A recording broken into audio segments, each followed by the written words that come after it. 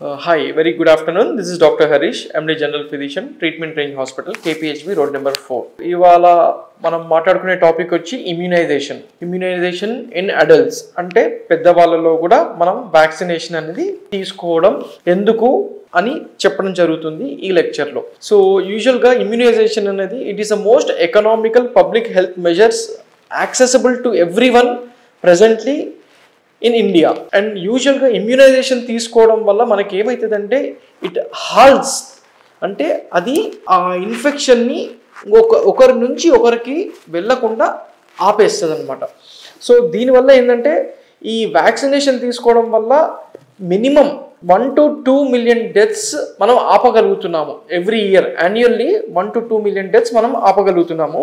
And government of India has declared March 16th as national immunisation day. And ఇంకొకటి ఏంటంటే చూసుకుంటే ఇప్పుడు మనకి mostly non communicable diseases like diabetes ఈ మధ్య బాగా పెరుగుతూ ఉంది. సో ఇటువంటి వాళ్ళలో ఏమవుతుందంటే they are more susceptible to infections.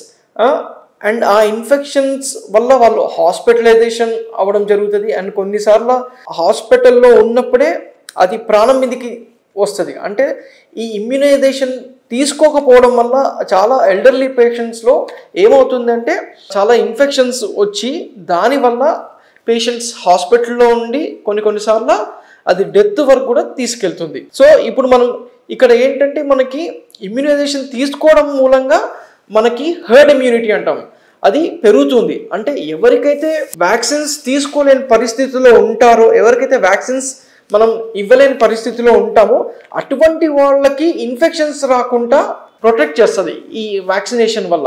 So vaccination తీసుకోవడం అనేది చాలా ఇంపార్టెంట్. ఎందుకు అంటే యాజ్ ద ఏజ్ గ్రోస్, అంటే మనం పెరిగే కొద్దీ, మన వయసు పెరిగే కొద్దీ మన ఇమ్యూనిటీ సిస్టమ్ చాలా వీక్ అవుతూ ఉంటుంది.